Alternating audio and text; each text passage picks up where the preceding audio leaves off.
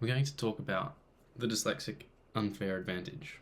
And if you want to achieve certain success, you can take advantage of this. And it's all about processes. The processes we use to achieve the equivalent levels that neurotypical people will get. But we can use it to our advantage because sometimes we'll actually have better sort of outcomes. So, when I'm talking about an elite level auditory processor, we have to develop this in our schooling years because we can't really learn the typical way by rote learning. This means we have to listen intently to what the teacher says, or if there's any video content, or basically getting them to read our content, tests, and material. This can be terrible when we're at school, but obviously when we leave school, we can then leverage it to our advantage through processes that I'm about to talk about. Now, I'm going to break them down into pretty obvious things when I first say them. Like, we got Audible, we have YouTube videos, we have images, and sort of that stuff. But the main one is basically you need to listen to a ton of books. If you're predisposed to this, where if you're like me, you can sometimes hear something said once and you will remember that forever. It's equivalent to a photographic memory, but with sound instead of images. So obviously lots of dyslexics are very visually predisposed to learning, but there's only so much information you can get out of an image. Obviously some images actually do consist of words, which requires reading, but I'll talk about that in a different video. This one is more about our listening. For me, when I was younger, I wasn't very keen on listening to books or anything like that. So it wasn't until somebody gave me a gift card that I was like, oh, it's not my money, so I may as well use it to listen to a book. And that's what got me going. Like, now I pay hundreds of dollars a year for credits to buy multiple books. And over a span of 4 years, I've managed to accrue 200 titles added to my Audible, which I've all listened to and have re-listened to multiple times, a handful of those books. So the equivalent hours is very, very high. And this is something I would have missed out on if I hadn't have got that gift card by chance and then been like, oh, I'll put it towards Audible. And look, learn from my mistake. If you don't do it, you'll be missing out on so much, because this sort of made me realize that I do like reading books and listening to books. If I find a really good book that I have listened to, I will actually go and buy the physical book, and it's amazing. So it's something that I have missed out on for the first period of my life.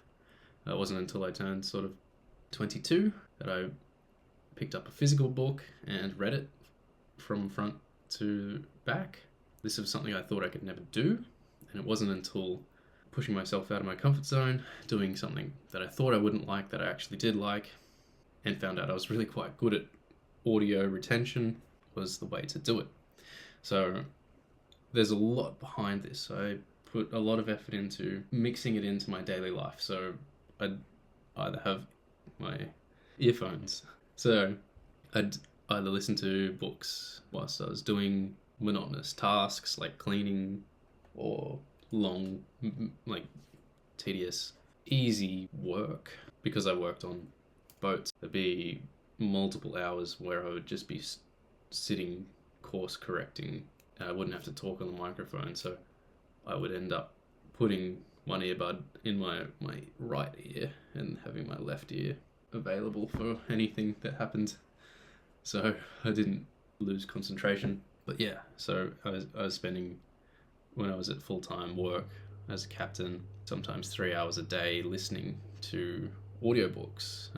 I originally started on regular speed too, but as my processing ability improved, I could then ramp it up to 2 times speed, which further accelerated my ability to learn. And pick up on patterns that I kept reoccurring in these books. I listened to a lot of business books and self-development books, and after a while they start to say the same thing. And then recognizing that pattern, I was like, all right, well, these main things, it would be silly not to implement them in my own life. And so now I do that. It's just a part of the process thing. Again, if you were just to say, oh, I'm dyslexic and I don't want to touch a book with a 10-foot stick, you're missing out on so much. So bringing it back to what we talked about at the beginning, if you're over your, if you're frustrated with and fed up with your life because you can't read and you're missing out on so much, and you look at your dyslexia like it's a curse, I want you to reframe it and start looking at the processes that you're using. Listening is one of the crucial main processes I use, and I would not be able to do what I do without listening. Everything I type, I listen back to. I can actually comprehend it better than reading it. However, I'm now mixing looking at words on a screen or on paper and listening to it at the same time. So getting the two benefits. So I'm strengthening my visual ability to read whilst improving and taking advantage of my already highly developed level of auditory processing. So I'm just going to leave it with that today. So make it a short video. I just want to get this out because I'm not doing it. So if you're following along, you made it this far, thanks for watching or listening. And I will keep getting these out because I've got a lot more to go. So we'll see you in the next one.